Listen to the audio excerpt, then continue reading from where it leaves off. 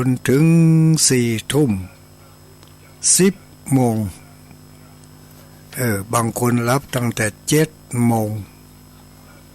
บางคน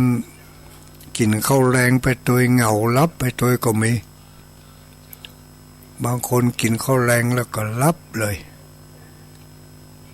บางคนก็ยังบ่รับเตื้อเข้าไปนอนปิ้นซ้ายก็ได้ปิ้นขวาก็แล้วนอนหงายก็จนพบปวดงอนรับก็บ่รับคมตารับแต่เนื้อจนพบปวดตาก็ยังบ่รับทั้งหมดไม่เป็นไรถ้าไม่รับก็ปล่อยมันบ่รับหั่นเอาวิทยุมาเปิด FM ฟังตู้เจ้าดอยหรือบางอันก็วันอื่นๆก็ฟังตู้เจ้าตนอื่นๆบอกเขามันถ้ามึงบ่รับก็มึงฟังตู้เจ้านี่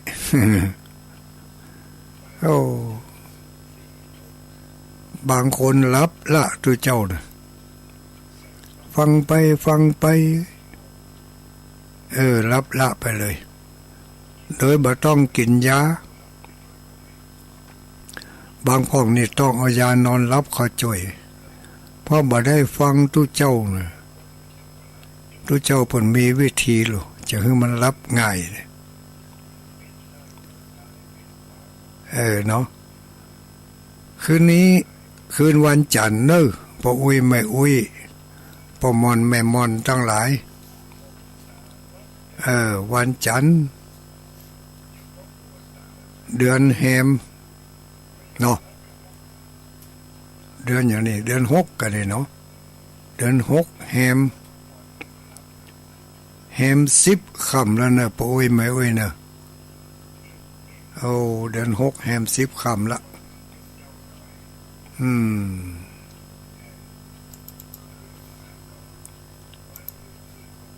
วันจันทร์เดือน6แฮม10 ค่ำวันนี้เนาะเขาจะได้มาสาธ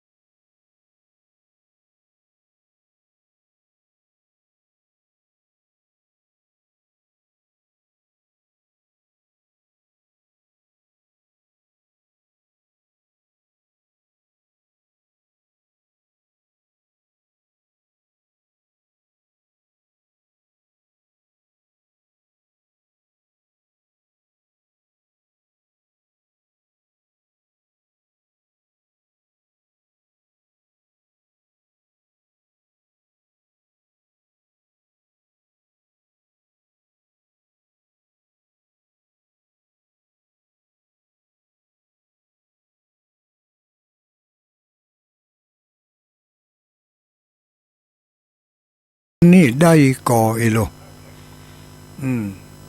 สมาธุลุงนี่จะเน้นเรื่องเอาไปใจปัจจุบันนี่เลยนะ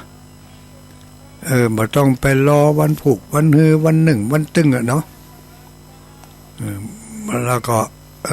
มันอาจจะฟังบ่ม่วนสักเท่าใดแต่ส่วนมากแล้วจะเน้นเอาไปใจให้มันได้กันเนี่ยเนาะอย่างที่ว่าอย่างไรการมาเจ้านะเนาะมันการมาเจ้าธรรมะล้างใจน้ำใสล้างหน้าเนี่ยน้ำทำล้างใจน้ำใสล้างหน้าทุกวันเขาก็ต้องเอาน้ำทำล้างใจเอาน้ำใสมาล้างหน้าธรรมะเป็นเครื่องควรรับเด็กเดี๋ยวจะหาว่าลำเอียงนะมะธรรมะเป็นเครื่องควรรับเด็กเอาตัวเองก่อนเจริญพรจากไว้สาเจ้าตะลึงเลยไผ่นี่ต้องเรือธรรมดาเจ้าเสปการกะเจ้าฝนตกก่อนหนาวก็ฝนตกแต่หนาวเอาชัดเจนดีเนาะก็กำลังจะให้มันตกอ่ะกำลังจะเลื่อนตกอ่ะกำลังฟังตะลึงเนี่ยบ่ได้ยินแต่กะเจ้าออกหรือยังออกรายการวิทยุหรือยังเจ้า100.25เอาเนาะเจ้าสาธุเจ้าสาธุเอาฟังต่อไปเดี๋ยวผู้อำนวยการจะเดือดร้อนแล้วเนอะตุลุงอย่างมั่วไปเลยหายอ่ะเนาะผู้อำนวยการไข่หัวยิ้มยั่วฮะน่ะโอ้ตุลุงหอมั่วแล้วหอยอ่ะถ้าจะเบื่อมันมั่วมันก็มีทางหนึ่งปิดโทรศัพท์เนาะเอาปิดเสียงให้กำเนาะอันนี้จะได้นี่ปิดโทรศัพท์ก็ไม่ได้ทั้งหมดเดี๋ยวนั่นจะบดังก็ต้องลงว่าเขาบาฮับก็แล้วฮะเนาะวันน่ะบึดกระโถเด้อส่วนมากกับคนที่ฟังมาเมื่อน่ะเนาะ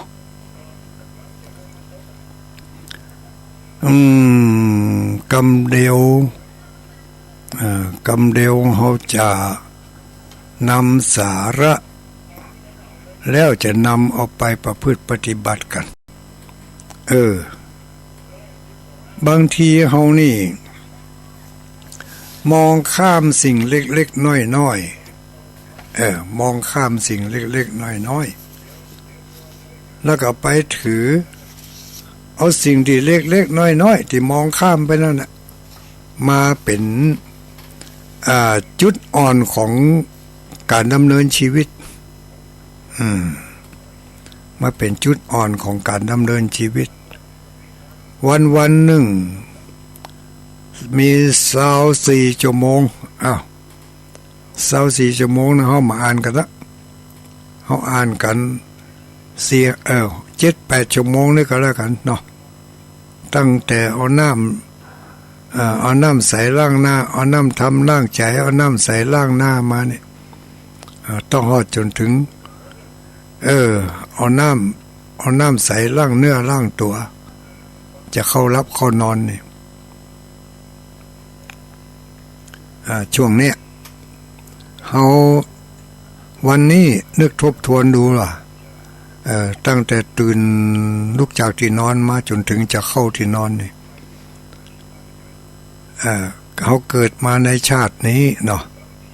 ชาตินี้ก็คือชาติตั้งแต่เขาตื่นจากที่นอนแล้วก็จะเข้าไปสู่ที่นอนก็คือจะไปเกิดทำชาติเนาะมาคืนบื้อนี่เป็นสัมภเวสี ตอนที่เขารับนั้นเป็นสัมภเวสีแล้ว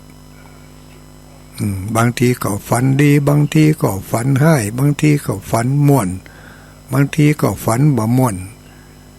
เป็นสัมภเวสีอยู่พอ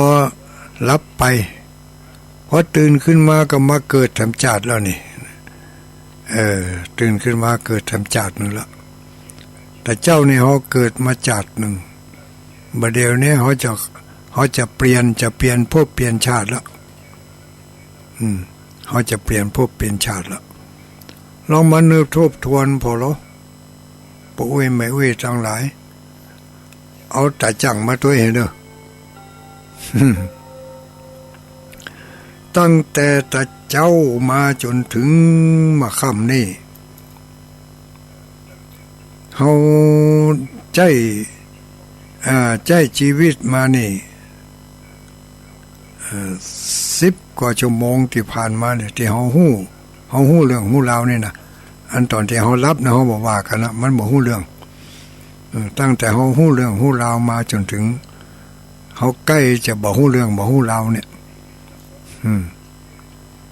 ลองนึกทบทวนประเมินดูว่า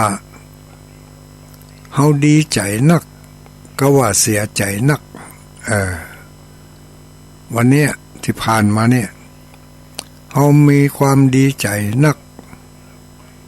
ก็ว่ามีความเสียใจนักถ้าจะว่าไปทำก็คือเขาได้ทำความดีนักก็ว่าได้ทำความบดีนักถ้าจะว่าไปทำอย่างก็คือเขาได้ทำบุญนักก็ว่าได้ทำบาปนักในช่วงระยะเวลาตั้งแต่ตะวันออกมาจนถึงตะวันตกเนี่ยช่วงที่เขาดิ้นรนอยู่เนี่ยกายกรรมก็ดีวจีกรรมก็ดีมโนกรรมก็ดีถึง3 กรรมของเขาเนี่ยมันไปกรรมเอาดีครับกรรมเอาบดีอันใดนักเลยเพิ่นนี่นะเมื่อนึกทบทวนดูแล้วถ้าเอากายกรรมไปกรรมในทางที่ดีเอาวจีกรรมก็ไปกรรมในทางที่ดีเอามโนกรรมก็ไปกรรมเอาทางที่ดีก็คือสุมาเอาตีนเอามือเนาะไปกรรมในทางที่ดีอันนี้เอาวจีสุบปากไปอู้ไปจาทักทายปราศัยเอาไปอู้ดีกับอู้บดีเอาใจไปกึดแล้วนึกกึดถึงหลังกึดในทางดีที่เป็นเรียกว่ากุศลกรรมก็ว่าเอาไปกึดในทางบดีที่เป็นว่าอกุศลกรรมทั้ง3 ประการนี่เมื่อรวบรวมดูแล้วบัญชี3 เล่มนี่แต่ละเล่มนั่นเอาไปทำให้มันเกิดผลกำไรนักก็ว่าเอาไปทำแล้วมันขาดทุนหลายขาดทุนมันเขาเกิดมาถึงมี2 อย่างนี้เนาะขาดทุนก็ได้กำไรก็ได้กำไรก็คือได้บุญก็คือได้ดีได้ดีก็คือได้ถูกต้องถูกจริตเหตุห้อยถูกประเพณีถ้าเขาไปเนี่ยดีทำดีอู้ดีกึดดีนักแสดงว่าวันนี้เขาได้กำไรที่เขาจะเอาไปลงทุนต่อไปแถมในชาติต่อไปก็คือวันพุธชาตินี้จะสิ้นสุดลงแล้วแห่งสบุสกรรมนี่ก็ปากกันมันมุงมิงลืมไปแล้วนี่ลืมไปแล้วก็จะไปเกิดทำชาติหนึ่งก็คือชาติวันพรุ่งนี้เป็นชาติใหม่ลูกไปเกิดชาติใหม่ชาติหน้าเนาะชาติหน้าก็คือวันพุธเนี่ยเขาได้ทำบุญในชาตินี้ชาติหน้าเขาก็จะได้รับบุญเขาได้ทำคุณงามความดีในวันนี้วันพุธมันก็จะให้ผลวันพุธมันยังบัดตันให้ผลเตื้อมันทำดีทำดีแต่มันยังทำบัดสำเร็จเสร็จสิ้นเตื้อวันฮือมันจะให้ผล แต่มันจะไปให้ผลวันฮือนั่นต้องมาทำต่อยอดจากที่เราทำข้างไว้จัดนี่วันนี้วันผูกเนาะเขาจัดนี่หรือว่าวันนี้เขาทำได้แค่นี้ได้ยะได้แค่นี้อย่างแม่อุ้ยแปลงสวยก็ดีดาขันเขาตกดอกไม้แต่งครัวขันตั้งขันตำดาครัวสืบหูราชตาไอ้นะวันนี้โอ้ทำบะแล้วเดี๋ยวนี้หมดเวลาเหรอก่อนคือมันค่ำมันมืดเหรอก่อนก็มันก็ว่าเฮาเฒ่าเฮาแก่หรือบางอันเฮาบ่ทันเฒ่าทันแก่แต่ว่ามันเกิดอุบัติเหตุเหรอก่อนจำเป็นจะต้องสละการสละงานอันนั้นแล้วไปดำเนินการงานเหตุด่วนที่มันมาที่มันเข้ามาแล้วพอจัดการจัดงานเสร็จเรียบร้อยหรือบางอันก็มันค่ำมันมืดย่างเหียไปรับไปนอนวันผูกกินข้าวน้ำข้าวงายแล้วดีดักก็มาทำงานต่อแถมงานบางอย่างอาจจะสำเร็จได้ในวันพรุ่งนี้ก็ได้รับผลชื่นชมยินดีได้รับผลคือความชื่นชมยินดีเบิกบานสำราญใจม่วนอกม่วนใจตรงกันข้ามถ้าเอาไปทำบดีเนี่ยบดีมันบ่แล้วบ่สิ้นสุดมันผูกมาเนี่ยต่อแถมก็ต่อที่บดีนิดหน่อยนะความบดีนะอาจจะถึงที่สุดอาจจะเสี่ยงละถึงที่สุดมันละจะต้องได้รับโทษรับทันนั่นรับโทษรับทันคืออาจจะถูกจับถูกยับอาจจะถูกคุมขังหรืออาจจะถูกลงโทษด้วยการเจ็บไข้ได้ป่วยเป็นพยาธิอาพาธโรคภัยไข้เจ็บบ่เคยเจ็บก็เจ็บบ่เคยเป็นก็จะเป็นเพราะว่ามันสำเร็จผลของมันแล้วมันก็ให้ผลทันทีงานที่ทำข้างไว้แต่ว่าวันนี้เขามาต่อยอดเนี่ยต่อไปแถมงานถ้ามันบันักบันาอย่างมันก็จะสำเร็จได้ในวันนี้คือผลคือเขาได้รับความชื่นชมยินดีในวันนี้แต่งานบางอย่างแต่ว่ากับบาแล้วคำเหียก่อนก็หมายความว่าบัดตันแล้วตายเหียก่อนไปเกิดแถมชาติหนึ่งบุญมาวาสนาทรงอย่าเฮอได้ไปต่อยอดบุญเขาอาจจะไปทำไว้ที่ไหนที่หนึ่งก็แล้วแต่ไปต่อยอดบุญของเขาก็ย่าให้เขางานของเขาอาจจะสำเร็จได้ในภพนั่นชาตินั่นชาติหน้าเนี่ยหรือมาอ้างก็เหมือนอย่างกับตะวาเนาะตะวาทำมาแล้วมันค่ำมันมืดเสียก่อนก็คือมันตายเสียก่อนนั่นแหละเท่าชะแลแก่ชรามาตายเสียก่อนพอตายไปเสียก่อนพอไปเกิดธรรมชาติหนึ่งเขามันจะหู้รู้เกิดธรรมชาติหนึ่งเนาะว่าชาติแล้วเขาได้ย่ำอย่างไหวพ่องได้ย่ำอย่างไหวพ่องนักปราชญ์โบราณอาจารย์สัพพุริสาเจ้าทั้งหลายเพิ่นจึงวางแนวทางให้เขาได้ทำเอาไว้ไปต่อยอดนะไปต่อยอดที่เขาทำไว้ในอดีตชาติปางก่อนอันนั้นก็คืออันดับแรกก็คือการให้ทานการให้ทานที่เพิ่นแนะนำการให้ทานก็เพราะว่าเขาเกิดมานี่เขาได้รับผลของการให้ทานในชาติปางก่อนอันนั้นก็คือเขามีสมบัติ เขามีสมบัติติดตัวมาเลยอันอย่างสมบัติติดตัวมาก็คือมนุษย์สมบัติมนุษย์สมบัติเขาเกิดมาเป็นมนุษย์นี่เขาเป็นมนุษย์เขาได้มนุษย์สมบัติแล้วก็มนุษย์สมบัตินี่ปาให้มีปาให้เขาได้ไปพบปะกับทรัพย์สิ่งของเงินทองมนุษย์สมบัตินี่เป็นสมบัติภายในอันล้ำเลิศได้เกิดมาเป็นมนุษย์แล้วมีสมบัติภายนอกก็คือเข้าของเงินทองเครื่องใช้ไม้สอยเครื่องอำนวยความสะดวกจิปาถะตลอดถึงอาหารการกินข้าวน้ำโภชนะ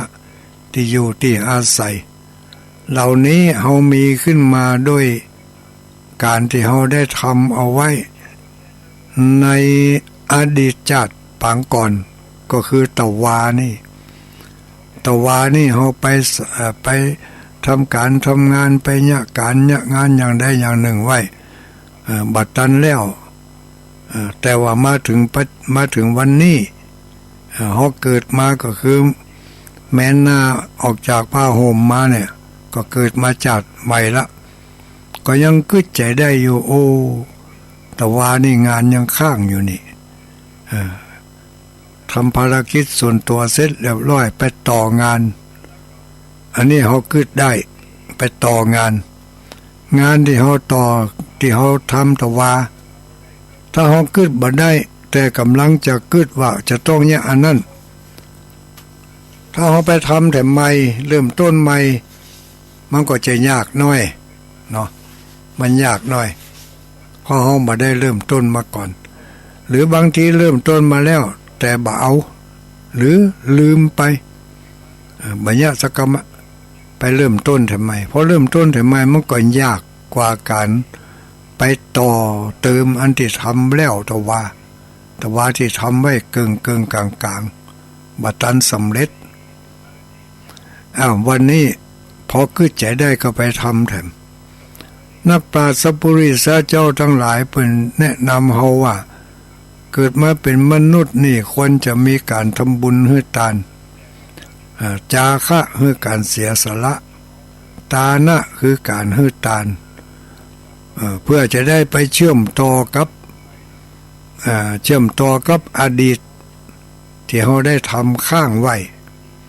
บอกว่าให้ทานประเภทใดละเดาสุ่มไปตานไปอย่างบางทีเปิ่งกำลังจะทอดกฐินนี่นะเนาะจากก่อนเขาอาจจะเป็นคนที่ด่ากฐินแต่งห้างไว้บัดนั้นแล้วสักกำจะต้องเปิ่นใจไปที่อื่นที่หั่นที่นี่เหรอเพื่อปิกมาเปิ่นพระทอดแล้วมดเขากำลังช่วยเปิ่นแต่งเปิ่นดาจะต้องมีอันเปลี่ยนไปที่จะต้องไปก่อนที่เปิ่นจะทำบุญทำทานเขาก็บัดตันได้ทานก็เปิ่นสักกำมาถึงพบนี้ชาตินี้เปิ่นมีบุญมีงานกฐินเขาก็ตั้งอกตั้งใจให้หอมงานกฐินอันนั้น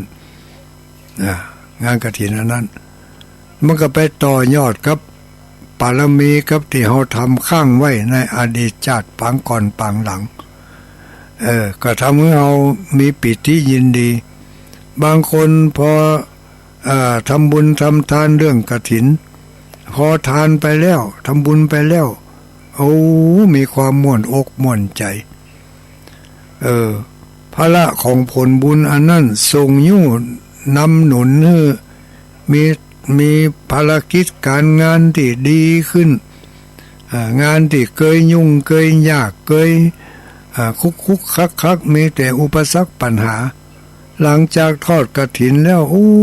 อย่างทุกสิ่งทุกอย่างมันอย่ามาดูง่ายดูโล่งโปร่งสบายลูกจ้างลูกน้องที่เคยช่อเคยโกงที่เคยเอารัดเอาเปรียบก็กลับมาสวามิภักดิ์นอบน้อมคือความเคารพซื่อสัตย์ต่อการต่องาน อันยังมันก็ดีขึ้นเลยตั้งแต่ทอดกฐินมานี่อีน่ะตัวอย่างนะหรือจะทำบุญทอดกฐินก็ดีผ้าป่าก็ดีบางคนบ่แจ้ทอดกฐินบ่แจ้ทอดผ้าป่าตั้งแต่ไปรับเป็นเจ้าภาพสร้างพญานาคก็เปิ้น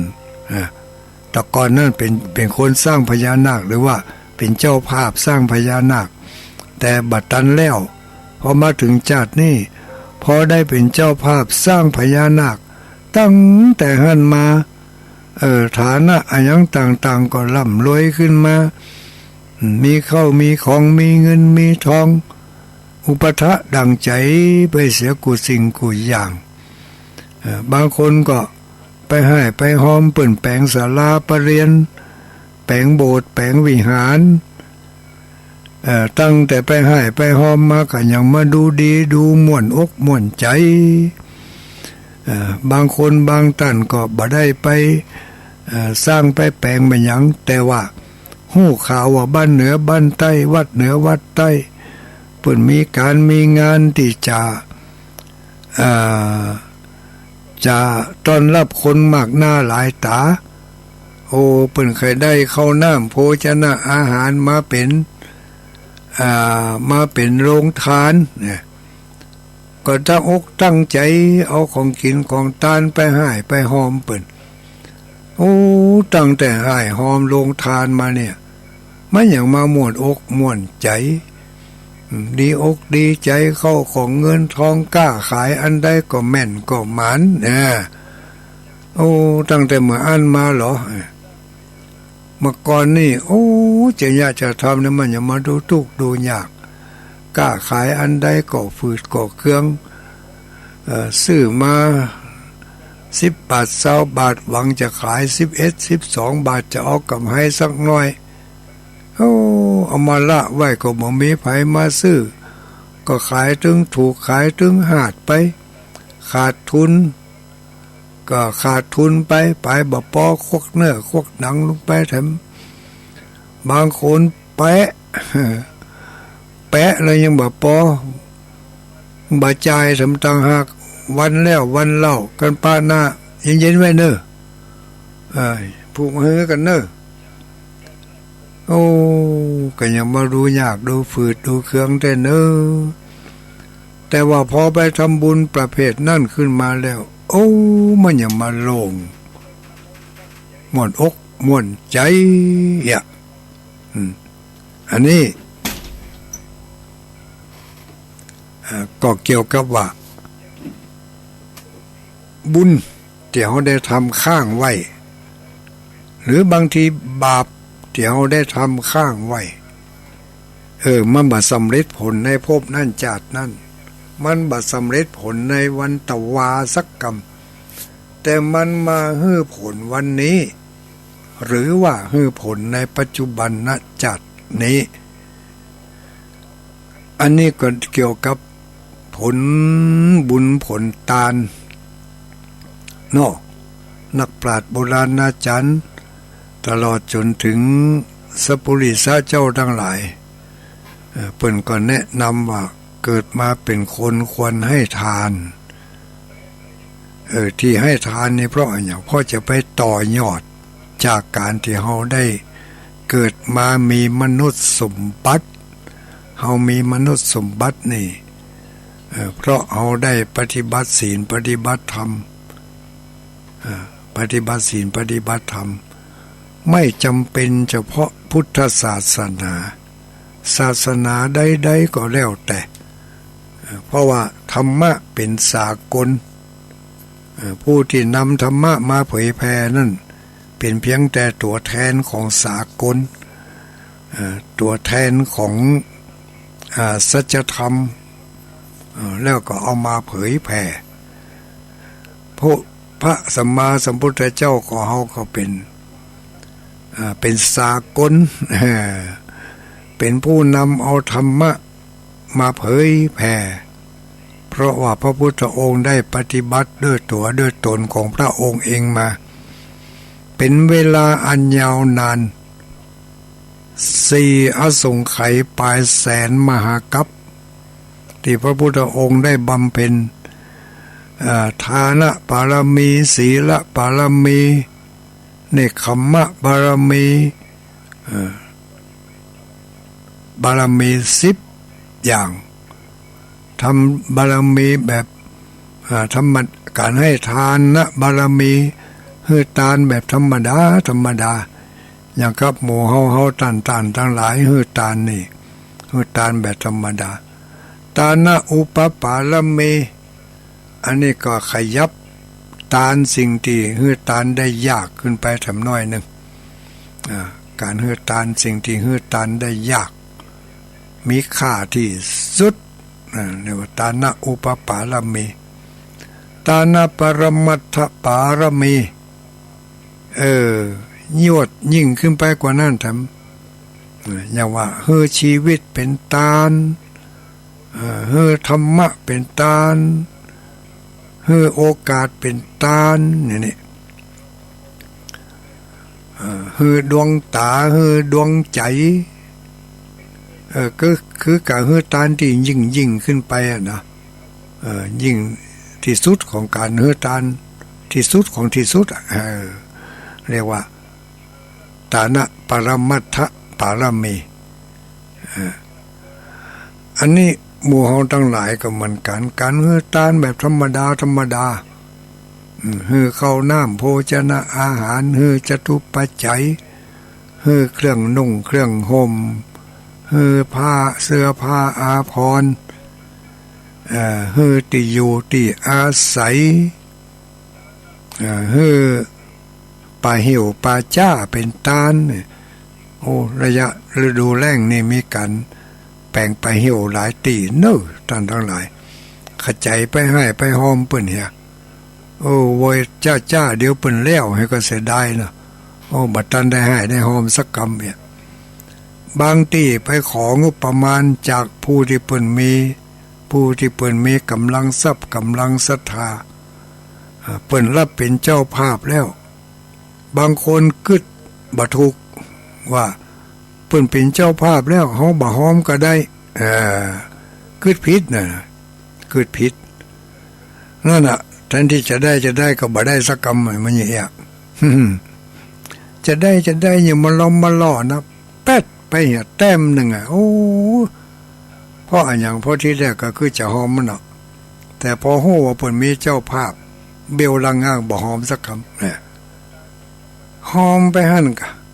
เปิ้นมีเจ้าภาพอันนั้นเรื่องของเจ้าภาพเรื่องของเปิ้นบุญของเปิ้นแต่ตัวเองบ่ได้ทำบุญนี่ไปพอเปิ้นอย่าง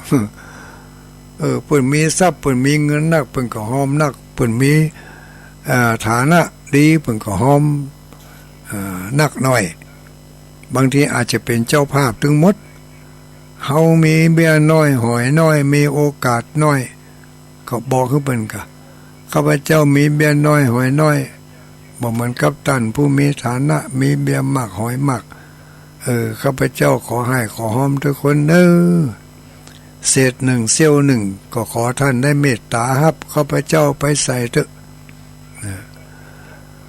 เอาไปซื้อสักกดใบสักอันหนึ่งก็ยังดีแล้วเนาะเอาไปซื้อเล็กกลสักเล่มหนึ่งก็ยังดีแล้วซื้อดินกีสักก้อนหนึ่งหรือมาอันก็เอาเป็นก้าทรายสักกำมือหนึ่งก็ยังได้ชื่อว่าไปให้ไปหอมกับเปิ้นโอ้จะไปคิดว่าเปิ้นมีเจ้าภาพแล้วเฮาบ่เกี่ยวอีกไอ้ตอนที่เฮาบ่เกี่ยวน่ะถ้าถึงเวลาได้มาเฮาต้องเกี่ยวเฮาก็มีสิทธิ์เนาะขนาดปั่นเกิงนะยังจะรู้ของเปิ้นอยู่เนี่ยคือบางทีเฮาบ่เข้าใจเรื่องการทำบุญทำทานเปิ้นมีนักหอมนักเปิ้นมีเฮาเปิ้นเฮามีน้อยหอมน้อยบ่มีเลยเอาร่างกายนี่กะกว้างศอกยาววาหนาคืบนี่อันนี้หนีบ่พ้นทุกคนต้องมีเอาร่างกายไปช่วยเพิ่นเท่ากว้างศอกยาววาหนาคืบนี่สุมาเตตีนก็มีมือก็มีห หูก็มีตาก็มีปากก็มีเปิ้นมีเฮาก็มีเปิ้นมีได้เฮาก็มีนั่นก็เอาตีนเอาย่างไปดอกเอาแข้งเอาขาย่างไปเตียวไปเอาขับรถไปถึงสถานที่ที่เพิ่นก่อเพิ่นสร้างก็สละเวลากะตั้งอกตั้งใจหั่นตอโอ้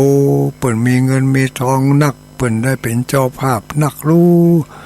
เฮามีเงินมีทองน้อยมีโอกาสน้อยมีเวลาน้อยก็จะขอมาทำบุญเนี่ยเมื่อโอกาสมันเปิดเอาสตุ้งสตางค์ทิ้งไม้ทิ้งมือไปก็ให้หอมก็เปิ้นหรือถ้าจะเอาไปให้ไปหอมก็กลัวเปิ้นมาเอาก็เป็นหยังซื้อเครื่องดื่มไปดอกซื้อเครื่องดื่มซื้อนมซื้ออะไรยังไปถึงก็เอาไปฮื้อศาลาหั่นกะเอาศาลาวันนี้มาแอวหาเนอะใจดีฮอป้าเขาขายเครื่องดื่มขายกาแฟน้ำชากาแฟขายM100 M200 M300 หมู่มันน่ะป้าหรือเข้าไปในร้านก็ไปซื้อติ้วไปสักถุงเอาไปแจกไปจ่ายคนที่เป็นยากการยากงานหั่นเท่าเขาดีใจรู้นั่นแล้วเขาก็ได้บุญด้วยแหละเพราะว่าจะได้เอาไปเสริมความดีใจของเขาเขาก็เสียสละแล้วเขาก็บริจาคโอกาสบริจาคเวลาบริจาคความหันแก่ตัวหันแก่ได้บริจาคความเข้าใจผิดเอาไปฮื้อเปิ่นแล้วก็จะมีความเข้าใจถูกมาแทนตัวเฮาเสียสละไปนี่จ้างเอาบุญบางคนนี่ เปิ่นมีการมีงานอย่างแปลงศาลาแปลงพระธาตุก็ดีเนี่ยบ้านเฮานี่เลี้ยงปลาเป้านี่เปิ่นแปลงพระธาตุอย่างน้อยๆก็9ตีเนาะ9ตี9ดวงด้วยกันเกือบจะมีทุกหมู่บ้านมีทุกตำบลหู้ข่าวก็ไปหายไปหอมเปิ่นบางทีเปิ่นบูรณะซ่อมแซมธาตุเก่าที่มันจะยุบจะสูญสลายไปกับการเวลาเปิ่นก็พยายามที่จะไปช่วยกันบูรณะซ่อมแซมเฮามีโอกาสเฮาก็ไปบ่มีโอกาสก็ต้องแบ่งโอกาสไปช่วยกันอย่างนี้เสียสละการฮื้อตานก็คือการเอาสิ่งของที่เฮามีแบ่งปันให้คนที่ควรให้ไผคนที่ควรให้ในเวลาที่กำลังอู้อยู่นี่ก็คือคนที่เป็นกำลังทำงานทำการสาธารณะเนาะถ้าเฮาจะไปยะคนเดียวเฮาบ่ได้แหละเพราะอย่างงานมันใหญ่เหลือกำลังของเฮายังจะไปแปลงสุสานป่าเหี่ยวนี่อย่างบ้านดงบ้านไหลหน้าเพิ่นกำลังปรับปรุงแปลงป่าเหี่ยวป่าจ้ากันที่ได้ยินข่าวมาก็มีทั้งบ้านปังอายเนาะเพิ่นก็แปลงป่าเหี่ยวกันถึงแม้ว่างบกลางมีอยู่แล้วเฮาไปช่วยเป็นงบเสริมท่านทั้งหลายไปช่วยเป็นงบเสริมเพิ่นมีบุญนักเพิ่นมีทรัพย์สมบัตินักมีเงินมีทองนักเฮาก็ไปทำให้มันไปต่อยอดบุญที่เฮาได้ค้างไว้ในอดีตพบก่อนชาติก่อนถ้าเฮาบ่ได้ทำสิ่งนี้มาก่อนนี่มันจะบักกระดิกหัวใจของเฮาเห็นเลยบ่อยากบ่เกือบจะบ่ได้ยินได้ฮู้ข่าวเห็นเลยถ้าได้ยินแล้วฮู้ข่าวแล้วอยากจะไปอยากจะไปทำนั่นแสดงว่าในอดีตเขาเคยทำมาแต่มันยังบ่สำเร็จถ้าอยากทำฮู้ข่าวแล้วก็สละเวลาไปไปทำถ้ากำลังของเขาไปไปทำนั่นมันมีพลังเพียงพอนี่มันอาจจะทำให้สำเร็จได้ในภพนี้ชาตินี้บุญนั่นอาจจะสนองเฮาให้เฮาได้สำเร็จสิ่งที่เฮาปรารถนาก็ คือใจเอากันแล้วกันเนอะปอุ้ยไม่อุ้ยตั้งหลายคือใจเอาบางทีเขาได้ยินข่าวแล้วโอ้ใครให้ใครหอมได้เนอะไอ้น่ะหาโอกาสหาเวลาหาจังหวะหาช่องทางมันได้ไปให้ไปหอมกับเปิ่นเป็นการสร้างบุญต่อบุญบุญเก่าที่ได้สร้างมาต่างนั้นมันยะเฮาขึ้นใครยะใครทำถ้าบ่มีบุญที่ได้สร้างมาต่างนั้นได้ยินก็ถึงบ่ใครยะใครทำหรือบางทีบ่ได้ยินเห็นเลยบ่ฮู้ข่าวเห็นเลยว่าเพิ่นยะเพิ่นแปลงที่ไหนทำอย่างใดนี่ก็ต้องดูให้ดีๆดูให้ดีๆดูยอดดูไปดูอะไรอย่างอย่าก่อนแล้วจะทำให้เราเป็นผู้ที่ทำบุญไปต่อบุญทำบุญปัจจุบันนี่ไปต่อบุญในวันข้างหน้าทำอย่างเราบักขาดบุญกำให้มีเนาะกำให้มีต่างจังหวัดต่างอำเภอก็มีเนาะอย่างพี่น้องต่างอำเภอแม่จันนี่ได้ยินข่าวมาเหมือนกันที่วัดหนองอ้อเนี่ยวัดหนองอ้อตำบลป่าซางอำเภอแม่จันจังหวัดเชียงรายนี่วันที่22นี่เพิ่นเขาไปรวมพลังกันเนาะวันที่22เนี่ยเพิ่นจะมีการวางศิลาฤกษ์กันแล้วรุ่นนี่มีญาติโยมแฟนคลับเพิ่นส่งข่าวมาเนี่ยเอามาบอกคือหมู่เฮาทั้งหลายไผอยู่ที่แม่จันฟังสถานีวิทยุอะไรอย่างก็สถานีวิทยุที่แม่จันนี่โอ้ลืมชื่อไปแล้วลืมชื่อไปฮะ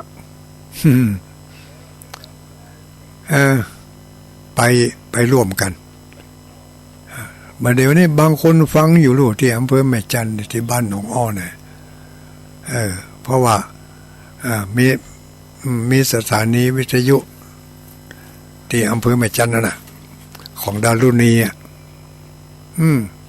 ตั้งเชียงใหม่ก็มีกันกุฏิกุตังนะไปต่อยอดต่อบารมีของภัยของมันเนี่ยแล้วก็บ่จำเป็นที่จะต้องมีกะแปลงเจดีย์แปลงป่าเหี่ยวสุสานแปลงทุกอย่างที่มันเป็นสาธารณประโยชน์เนี่ยนะเมื่อมีโอกาสแล้วก็ไปถ้าฮู้ข่าวแล้วได้ยินแล้วเกิดมีใจใครเนี่ยใครทำแล้วขัดใจเนี่ยเห็นเนอะดีบ่ดีก็คิดไว้ใครเนี่ยใครทำแต่เนอะแต่บัดตันได้ทำสักกรรมเนี่ยมันมืดมันค่ำเหตุก่อนนะกว่าจะตื่นมาทำกรรมบางทีลืมไปแล้วตอนนี้สักกรรมจะตื่นมาทำกรรมนะจะตื่นมาเจ้าวันผูกเนาะก็มันก็ว่าเขาไปเกิดทำจัดหนึ่งจัดนี้เขาได้ยินแล้วได้ฟังแล้วหู้ข่าวแล้วช่องทางที่จะไปต่อยอดก็มีอยู่แต่เขาหมดลึกอยู่บ่ไป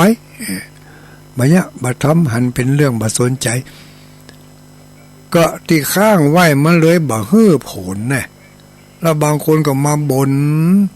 บุญก็ทำแต่ทำว่าบ่หันมาช่วยก็ไปทำบัดตัดมันเนาะไปทำบัดตัดบ่แม่นมันก็ที่เขาทำเดี๋ยวนี้ที่เขาทำแต่ทำว่านะมันคงจะเป็นที่กำลังจะทำใหม่อยู่ลูกมันไปตั้งฮื้อผลอย่างที่เขาทำไว้เก่าๆเขาละคือมันหญ้าหุ่มเหี้ยเนาะบ่ได้ไปใส่ปุ๋ยพรวนดินหื้อน้ำหื้อหยังมันก็แห้งแก๊กแดกอยู่หั่นก็ไปเจริญเติบโตสักเตือก็เลยบ่ฮื้อดอกฮื้อผลสักเตือกายไปก็กายมาอันอย่างที่ว่าตะกี้ บางอย่างทำไปแล้วให้ผลทันทีในปัจจุบันนี้โอ้ยขยะมาตะเมินนะพอได้ยะได้ทำแล้วโอ้มันยังมาม่วนอกม่วนใจมีที่ไหนทำหาอันนี้ก็ต้องดูให้ดีนะดูให้ดีแล้วก็ต้องพินิจพิจารณาให้ดี สมัยนี้นี่ไปฟังคำโฆษณาเปิ่นนักแต่บ่ได้นะนี่มันดีตกล่มตกจมพิษเป้าพิษประสงค์พิษความมุ่งหวังของเฮาไปเหก็มีโดนเปิ่นเอาบุญมาหล่อเอาบาปมาหลอก